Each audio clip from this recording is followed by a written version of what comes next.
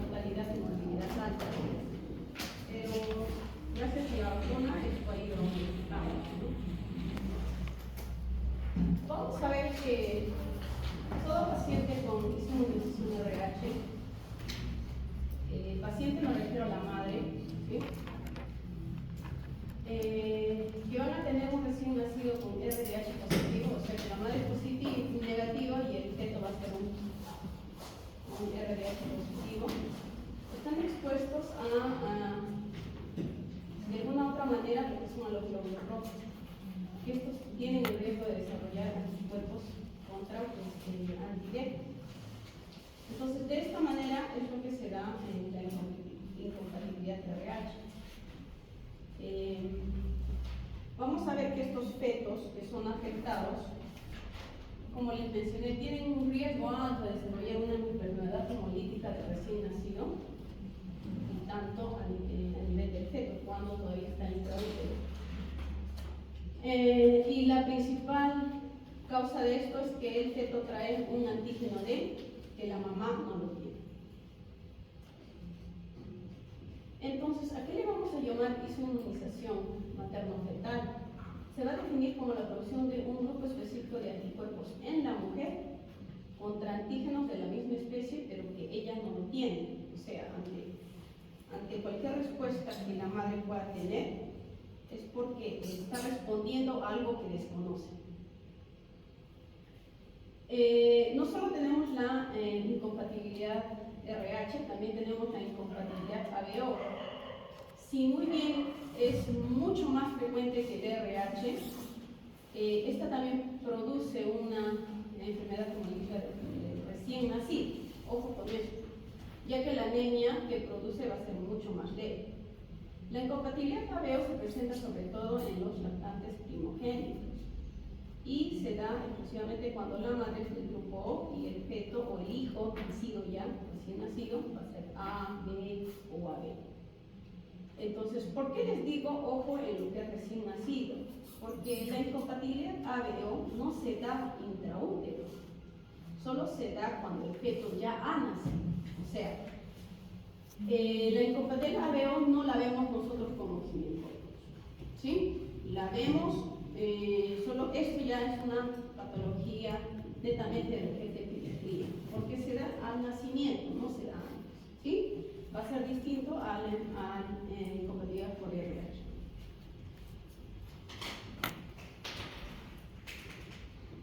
Los antígenos principalmente implicados en la generación de estos anticuerpos maternos, ABO, RH, la mayoría son conocidos y que representan casi el 98%, pero hay otros que son mucho más comunes, no comunes, mucho más raros, que son que van a representar el 2%, que son de DUF, y son nombres que le han puesto a este grupo pequeño que también existe, no es solo ABO ni RH.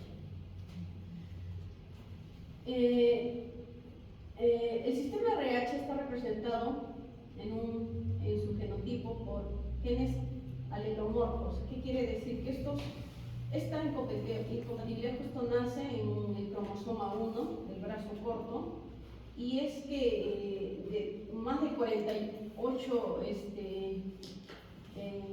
tipos que existen, vamos a darle más importancia a estos 5, que son el C minúscula, D, E y la E minúscula. De todos estos, el más importante es el E, porque tiene mayor capacidad antigénica.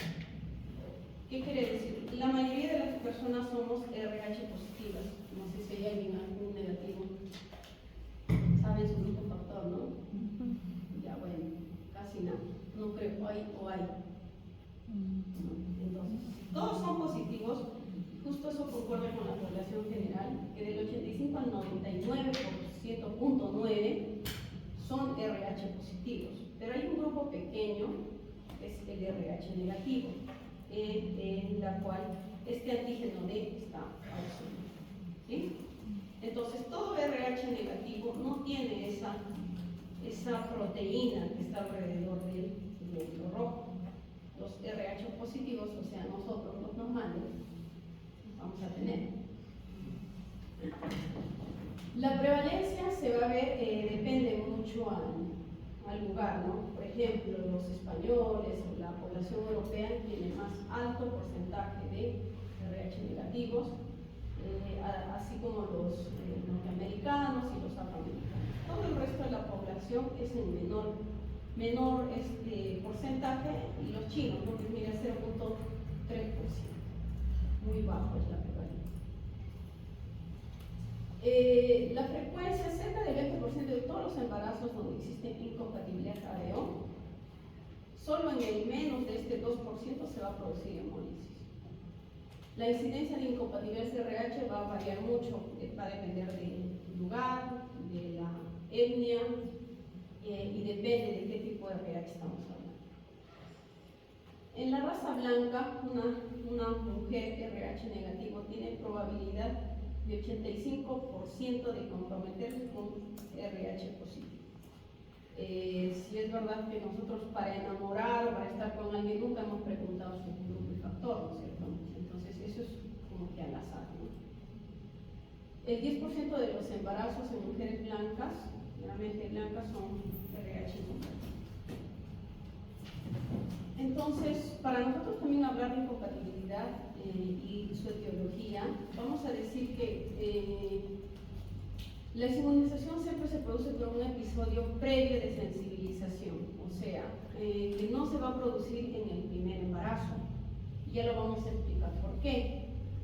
Pero suele suceder que hay pacientes que, a pesar de que es su primer embarazo, han tenido un evento sensibilizante, como por ejemplo puede ser una hemorragia feto-materna transplacentaria que haya ocurrido dentro de la gestación, transfusiones de sangre o derivados, intercambio de agujas o productos contaminados. Finalmente esto se ve en consumo de drogas, trasplante de órganos. Entonces solo va a haber un 1 o 2% de disminución de RH que va a ser causada por una hemorragia anteparto, y todo el resto, el 95%, se va a sensibilizar durante el primer parto. Cabe resaltar que no de todas las pacientes se conoce un efecto sensibilizante, o sea, quiere decir que no ha habido un antecedente previo de un embarazo, de ninguna de estas 4 etiologías ha existido en una paciente.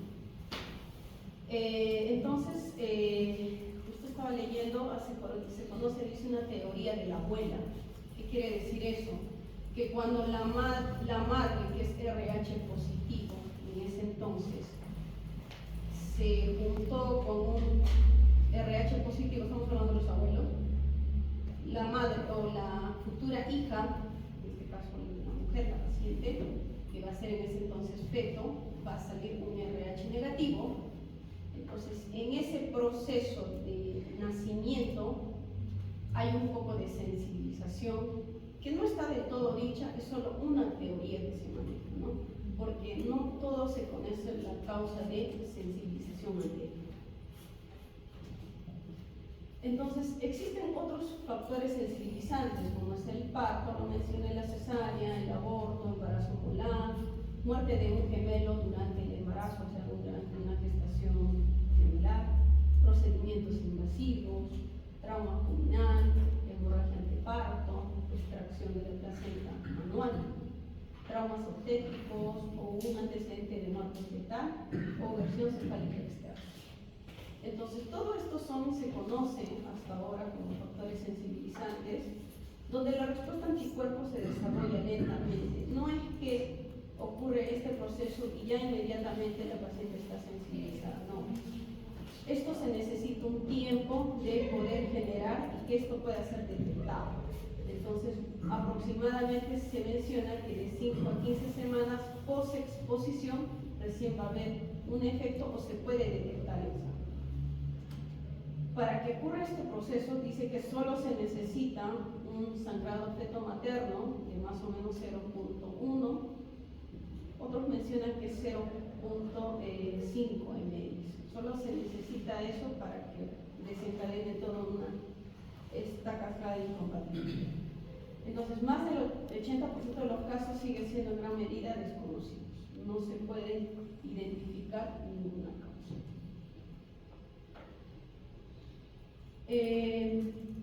Si muy bien el principal anticuerpo implicado para la enfermedad hemolítica del feto y del recién nacido es el anti-D, cuando esto se produce una reacción anticuerpo materno, se genera lo que es el IgG, y el antígeno presente en los hematíes fetales trae como consecuencia la destrucción de estos.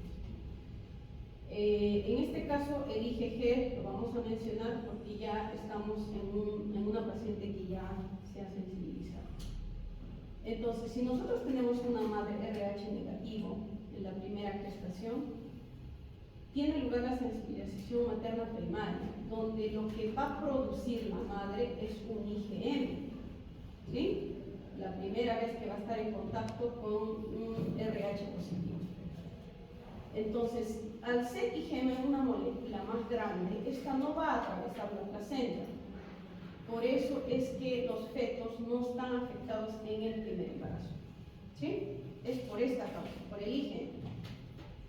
Entonces, la respuesta inmune va a depender básicamente de la inmunogenia del antígeno, del volumen de sangre que puede atravesar, el número de eventos inmunizantes y la capacidad de respuesta del receptor. O si esas pacientes se han hecho una profilaxis de antígeno. Entonces, si ya ha pasado un efecto primario de una primera exposición, ahora vamos a estar en la segunda exposición de la madre, donde el IgM hemos dicho que no atraviesa, por lo tanto no produce un efecto directo, no va a llegar hacia el feto, pero sí en un segundo embarazo cuando hay un IgG ya general, ¿sí? Que por lo general va a estar presente a partir de las 16 semanas. Esta sí va a atravesar la placenta, se va a unir a los hematíes y es este mecanismo por el cual va a producir una destrucción y hemólisis. ¿Qué produce la hemólisis? Una liberación del grupo M y aumenta la producción de la bilirrubina, una reacción hematopoyética medular y extramedular, y lo que genera es una hepatosplenomegalia que vamos a ver en el feto, donde hay una disminución de hipoproteinemia, ascitis, anasarca, hidrofetal y enfermedad hemolítica de recién nacido, porque ya hay un IgG presente. Entonces, todo embarazo, la sangre del bebé con la de la madre nunca se llegan a mezclar, ¿sí? Pero cuando existe un evento sensibilizante como el parto, que es en el 95% de los casos que se da, entonces la sangre del feto llega a entrar en contacto con el de la madre. Entonces, ¿qué va a hacer en un siguiente embarazo? La madre va a empezar a generar esos anticuerpos que van a atravesar al feto y van a afectar directamente al feto a través de una hemólisis grave.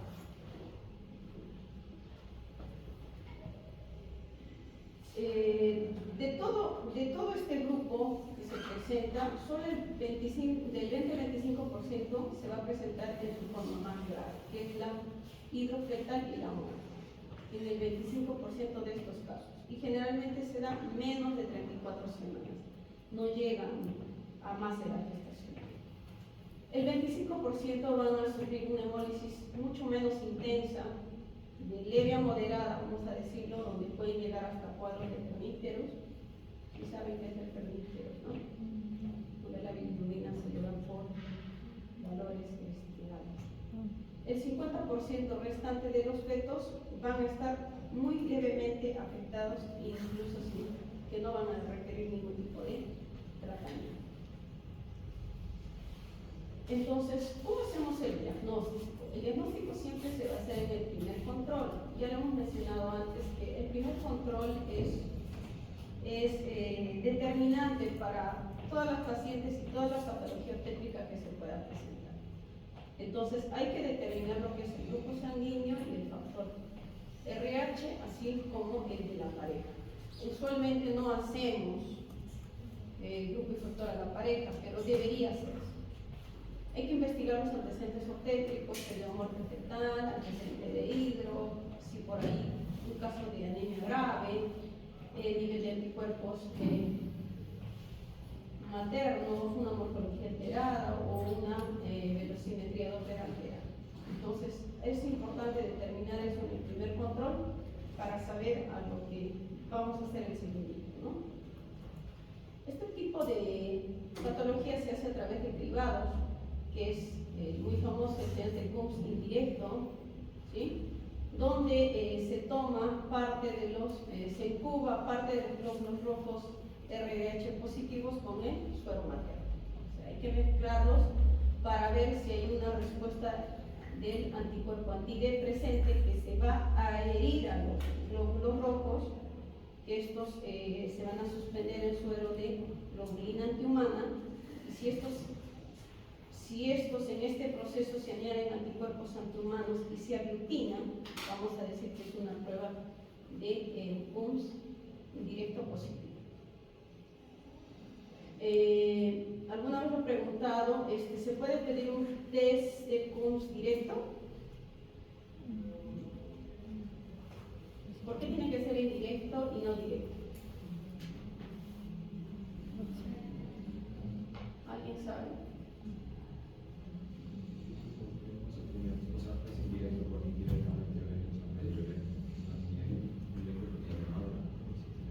A la madre le estamos tomando.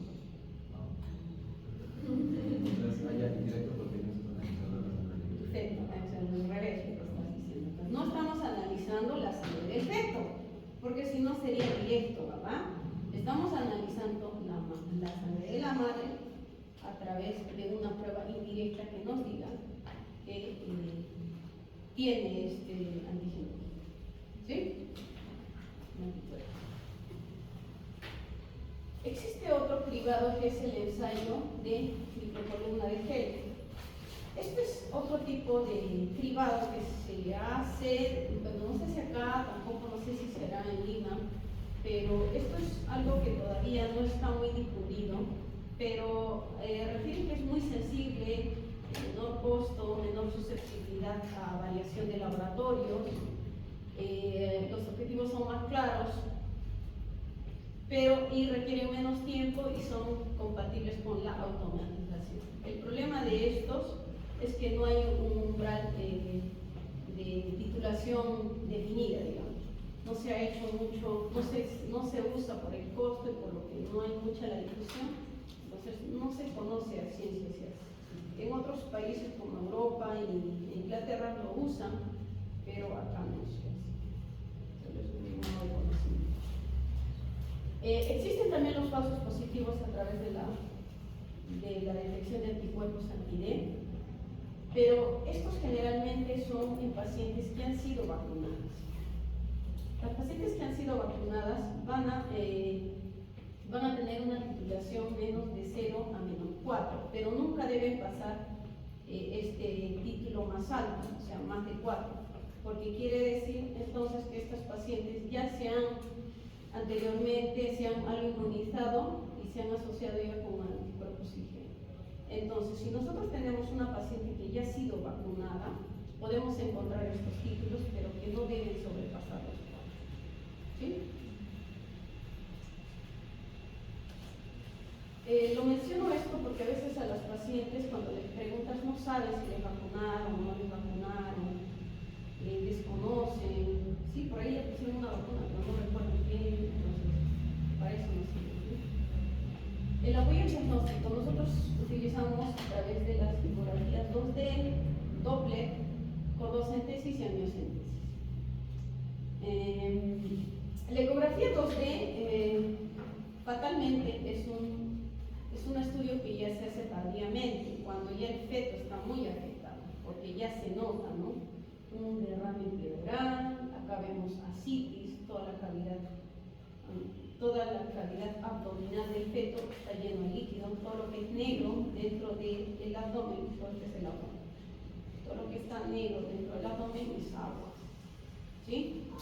Igual, mira, esta es la circunferencia de la cabeza, esta es la circunferencia de la cabeza pero por detrás de eso hay como una corona.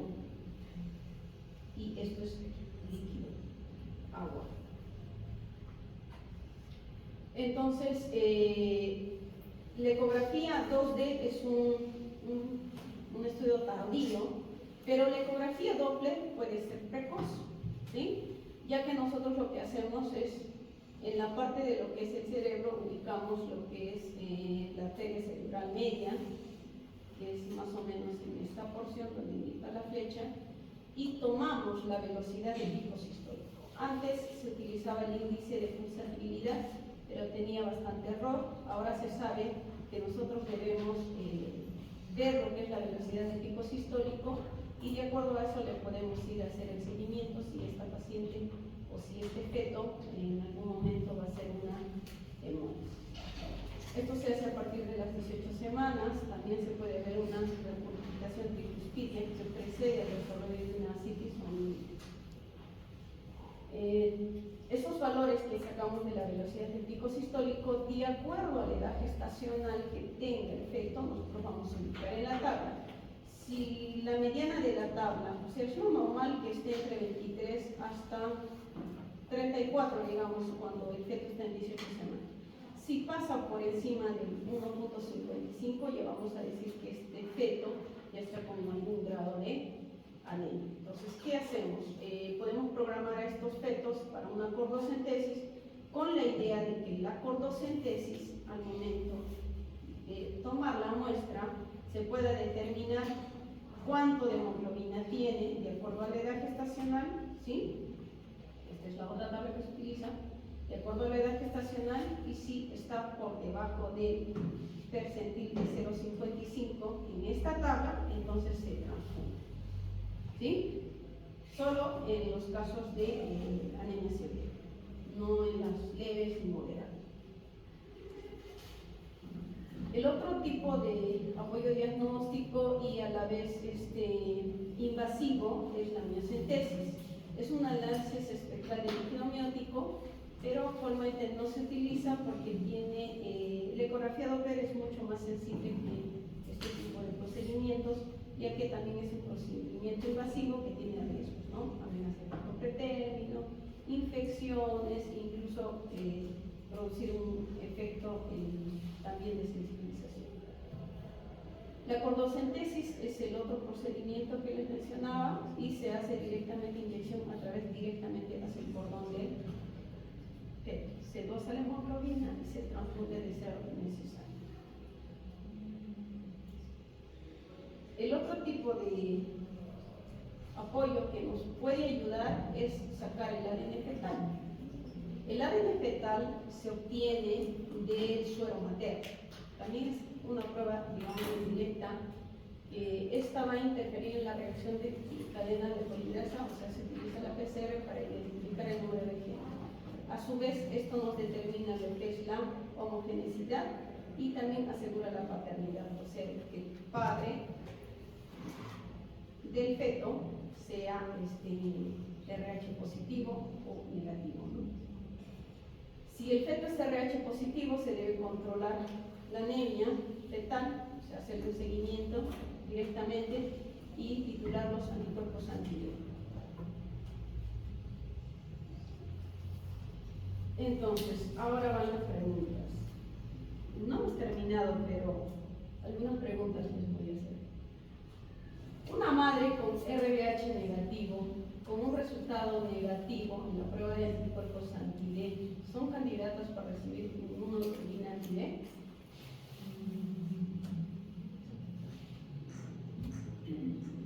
Así están como de la imagen.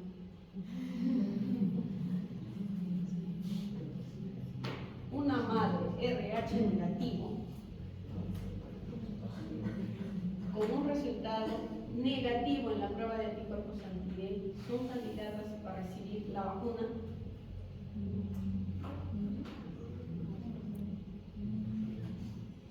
¿Tienen la pregunta? Un CUPS indirecto negativo. Una madre RH negativa, un CUPS indirecto negativo. ¿Le pongo la vacuna o no le pongo la vacuna?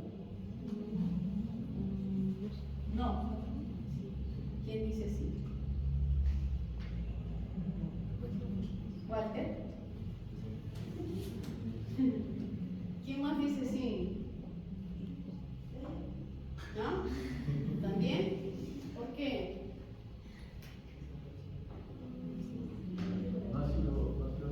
¿Para qué es la prueba de Coons?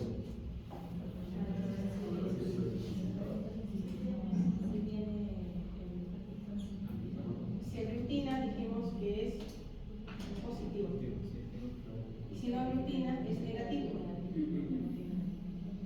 No tiene, ¿no es cierto? No se ha sensibilizado. Entonces, ¿para qué no sirve la vacuna? ¿Le pongo o no le pongo?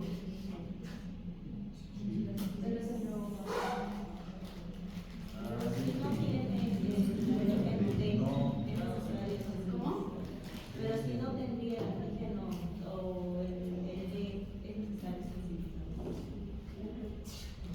Por eso es la razón de este tema. ¿Se entiende? Madre RH negativa te viene con su prueba y te dice con indirecto negativo. ¿Le vacuno o no le vacuno? Sí, le vacuno. Porque justamente es para prevenir que tenga anemia fetal o se muera el bebé. ¿Se entiende ahora? Si el PUNS me dije que la mamá no ha tenido contacto con el feto, o sea, con un RDH positivo, entonces tengo que vacunarle para que no me haga la enfermedad. ¿Sí? Entonces, es para prevenir. ¿Sí? ¿Todo se entiende? ¿Se entiende? Solo Walter le iba a vacunar. La otra pregunta. Una madre RDH negativo que da positivo en la prueba de anticuerpos anti-D, o sea, es negativa la madre, la prueba de Coons me ha salido positivo. ¿Debe recibir vacuna anti-D o no? No. ¿Por qué no? Ya se sensibilizó. Es como decir, ya tengo cáncer y me vas a vacunar para que no me dé cáncer. No, no tiene sentido vacunar. ¿Ahora sí se entiende? Sí. ¿Sí? ¿Sí, no? Sí. Ya. Entonces la tercera pregunta. Mujeres embarazadas con RDH negativas que portan un feto RDH negativo, ¿se benefician de la vacuna o no? No. No.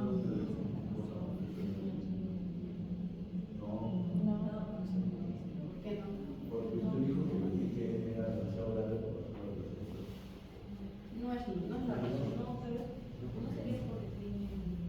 Es la madre negativo y el feto es negativo. No, No va a ocurrir nada. Si el papá y la mamá son negativos y el feto es negativo, ¿tiene sentido vacunar? No, porque son negativos. No hay por ningún lado que entre algún RDH positivo. ¿Sí? Ya. Pero si la mamá cambiara de pareja, Ay, sí. ahorita en este embarazo no va a pasar nada, ¿verdad? Si se vuelve a embarazar con la misma pareja, es probable que tampoco ocurra nada. Pero si hay otra pareja que es positiva, ahí sí va a pasar. ¿Sí? Si no entienden, díganlo, porque es importante que lo entiendan. Entonces, la razón de todo este tema es que nosotros conozcamos a quién debemos vacunar. ¿Sí? Entonces, la vacuna es profilaxis. Si la mamá es RH negativo y tengo mi prueba de Coons indirecto, mira. Entonces, una gestante que no ha sido sensibilizada y tiene un Coons indirecto en la primera visita, es negativo en la semana 28 y en la 36 y postparto. Eso es lo normal que se debe gozar en la primera visita, a la semana 28, a las 36 y en el postparto. ¿Sí? Esas son las edades determinadas para la vacuna. Entonces, la vacuna le puedo administrar la administración de la inmunoglobulina IgG y de la gestante RH negativo no sensibilizado cuya pareja es RH positivo. ¿Sí? Una mujer negativa con un positivo. ¿Sí? ¿Cuánto debemos poner? 300 microgramos a las 28 semanas si el padre es RH. ¿Sí? Esa es la dosis estándar, esa es la dosis que se maneja en Estados Unidos, acá en Perú y no sé en qué otros países más, pero hay otros países que manejan otras dosis, como es de 100, 150, donde refieren que no es necesario colocar 300 miligramos. Pero como dicen, nosotros nos sobramos y le ponemos 300 a todo. Se puede aplicar a las 28 semanas, se puede administrar a las 72 horas postparto si la madre desconocía, si no se colocó, por el motivo que sea, podemos colocar. Estamos hablando del primer embarazo. Si ocurrió el primer embarazo, ya le vamos administrando la vacuna. ¿Sí? 300 miligramos donde la primera mitad del embarazo en casos que exista un antecedente de hemorragia transplacental. ¿Qué quiere decir? Por ahí la gestante de 20 semanas ha tenido un accidente de tránsito. Entonces, el golpe, el impacto puede ser que la sensibilice, entonces menos de 4. Entonces, en la mayoría de la vacuna de los pacientes puede detectar un título bajo de anticuerpos menos de 4 cuando les colocamos la vacuna y que va a persistir en el suero materno durante varias semanas de la administración. Unos han reportado que puede existir hasta 95 días después de la primera inyección o hasta 180 días post administración de la vacuna. ¿Sí? Ahora vamos a hablar del caso de que la paciente ya está sensibilizada, o sea, ya los anticuerpos maternos se han generado, ya ha pasado probablemente al feto. Entonces, ¿qué es lo que se hace en estas pacientes? Ya no se les vacuna, vuelvo a repetir. Lo que se hace es una titulación y cuantificación de anticuerpos. ¿Cuántos anticuerpos existen en la madre? Porque el valor nos va a determinar el manejo. Si es menos de 16, el manejo va a ser mucho menos estricto, digámoslo así, y más de 16 mucho más rígido, más estricto. Entonces vamos a hacer el estudio del fenotipo del padre para determinar la citosidad y análisis del fenotipo fetal para confirmar la compatibilidad si es que existiera, ¿no? Entonces la titulación de menos de 1/16 nos va a confirmar la incompatibilidad. En caso de que tengamos este tipo de titulación, las ecografías van a ser con el fin solo de detectar anemia fetal. Eso es lo único que se puede detectar a través de la ecografía Doppler, ¿no? O un signo precoz de hilo. Hay que hacer una ecografía Doppler para determinar también la velocidad del pico sistólico de la arteria cerebral media a partir de las 18 semanas. Solo a partir de ese tiempo se puede hacer el siguiente. Hay que hacer una vigilancia fetal y perfil biofísico a partir de las 32 semanas y hay que cuantificar cada 4 semanas hasta llegar a las 28 semanas y luego quincenalmente para adelante para ver la titulación si está o no se equilibra. Estos pacientes con esta titulación pueden producirse un parto espontáneo o inducido a las 37 semanas. ¿Cuál es la idea de esto? Es que no corramos riesgo de que la titulación se aumente, porque a medida que el embarazo va avanzando, el efecto sensibilizante puede ser mayor. A mayor edad gestacional hay mayor frecuencia de sensibilización. Entonces la idea es que llegue a las 37 semanas y se puede inducir. Si ya la titulación es mucho más de 1/16, entonces hay que cuantificarlo ya más estricto cada 2 semanas. Hay que valorar el compromiso fetal de 1 a 2 semanas citándolos a partir también de las 18 semanas. Si antes de las 32 semanas hay signos ecográficos de anemia fetal severa, donde la velocidad de pico sistólico de la arteria cerebral media es mayor a 1.5 de la media, entonces hay que valorar la fotocentesis y transfusión intrauterina. Entonces hay que valorar en este caso el embarazo, ¿no? Seguimos con 32 semanas, no seguimos, transfundimos, entonces mucho va a depender del seguimiento que lo podamos hacer.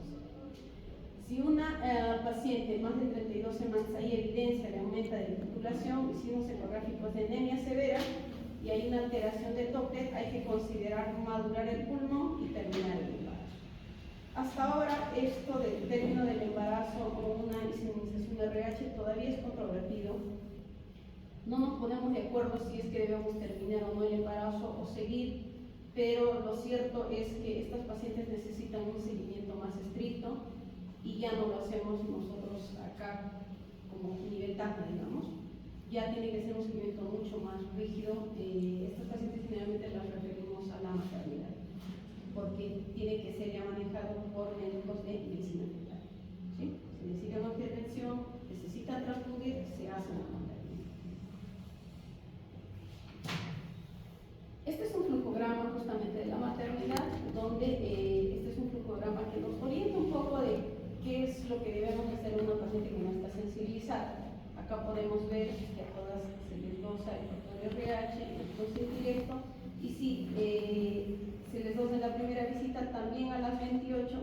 Si estas son un punto negativo, entonces le ponemos la vacuna. Si es un positivo, ya le hacemos un estudio genético, genotipo paterno y directo. O sea, una vez que nosotros ya tenemos un punto directo positivo, tenemos que dosar cuál es el grupo del padre, tenemos que dosar qué grupo, qué RDH, perdón, tiene. O sea, sí o sí tenemos que hacer.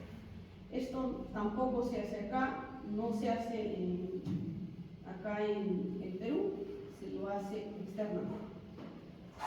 Si es una paciente ya sensibilizada, entonces vamos a tener en consideración lo que mencioné, ¿no? La titulación alta o baja, y dependiendo de eso le hacemos el seguimiento.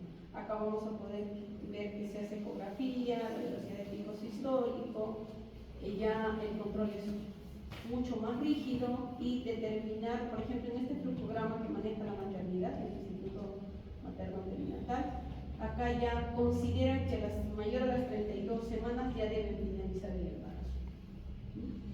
Eso es lo que algunos todavía no todos están de acuerdo con eso, ¿no? Títulos menores, entonces debemos igual valorarlos, hacerle seguimiento, y si hay algún cuadro de ascitis, de edema, a través del seguimiento de una ecografía 2D, o cualquier indicio que nos diga que este feto ya está leve o moderado, severamente afectado, también se culmina el embarazo. No quiere decir con un título menor que no vaya a ser aumentando el embarazo, pasando semanas del embarazo, no vaya a tener un título alto. O sea, eso es parte del seguimiento. ¿Cuáles son las complicaciones? El hidrofetal, secuelas neurológicas postnatales, trombocitopenia y neutropenia, muerte fetal y neonatal, ¿no? Es a lo que no se quiere llevar. Entonces, una hidropesia fetal, donde se caracteriza por un edema cutáneo, ascitis, derrame pericárdico, derrame pleural, en estos recién nacidos, en esta enfermedad hemolítica del feto, ocurre por el déficit de hemoglobina menor a 5. Por eso es que con este valor sí se debe considerar hacer una transfusión fetal sin importar los riesgos, ¿no? Porque si no hacemos esto se va a morir. Pues sí se debe considerar una transfusión por más riesgo que exista. Eso. Estos son hidros también fetales, pero son fetos que han terminado antes, ¿no? Que han sido expulsados o hematizados por la causa de la incompatibilidad, que no han llegado, deben tener ¿cuánto? 16 semanas, 18, estos deben tener 12, son fetos que han sido expulsados antes. Trombocitopenia y neutropenia, ¿no? Se ve que en estas revisiones que se hace hay recuento de plaquetas menores de 150.000. Hay varias revisiones que se han hecho y se han encontrado esos valores, ¿no?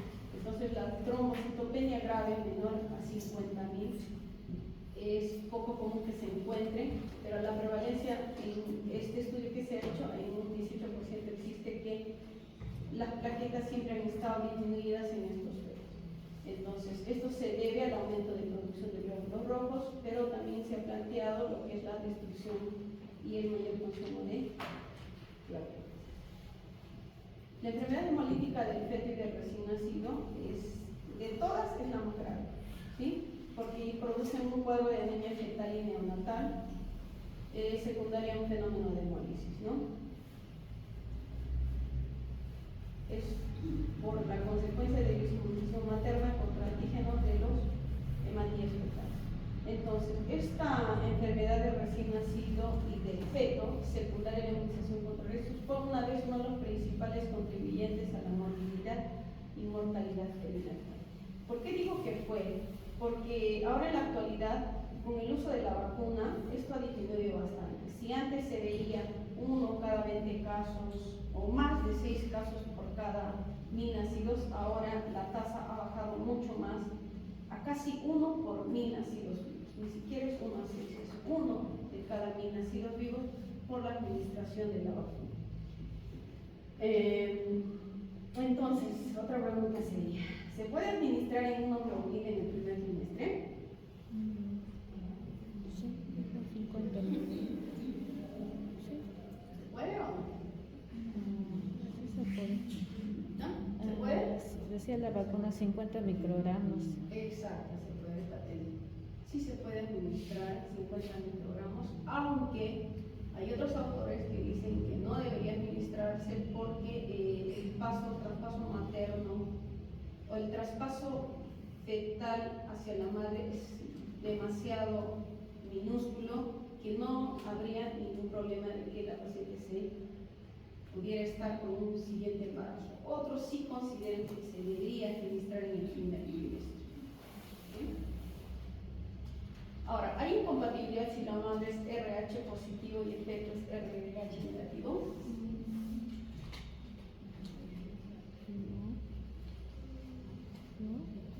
Todavía No.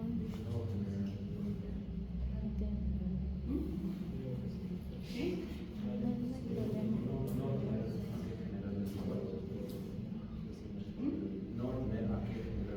Exacto. No existe. No hay generar anticuerpos. ¿A quién? La madre con un poco de dosis no le va a pasar nada. O sea, no existe incompatibilidad de que la madre sea positiva y el feto negativo. La única incompatibilidad RH peligrosa es que la madre sea negativa y el feto sea positivo. No existe de esta manera. ¿Entiendes? Es como decir, el feto no tiene esa proteína, en este caso, que la madre tiene. Pues si yo no voy a afectar. Si pasa la sangre, no voy a afectar en nada. Ocurre lo contrario, que la madre no tenga esa molécula, esa proteína. Si la madre no tiene, lo reconoce como un cuerpo extraño. Y si lo reconoce como un cuerpo extraño, su cuerpo va a generar anticuerpos y va a ir directamente a ese. No ocurre lo contrario. ¿Sí? ¿Quedó claro? ¿Más dudas? ¿Más preguntas?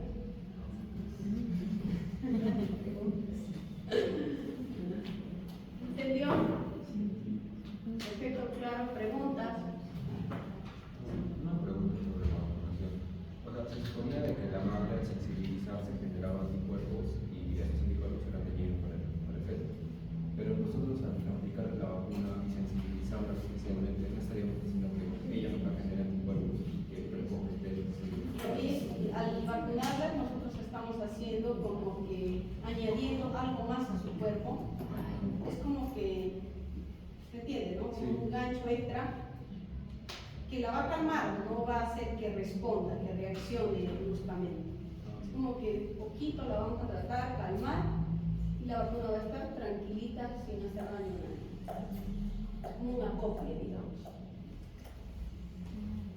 ¿Sí? O sea que si va a pasar sangre de feto hacia la madre, es como que ya tiene la madre, ya lo está reconociendo, lo va a reconocer y no le va a dar. Algo que yo no tengo me afecta, me asusta, es lo mismo. Pero si yo lo tengo, no me parece extraño a mí, no me va a parecer extraño. ¿Preguntas? ¿Alguna pregunta?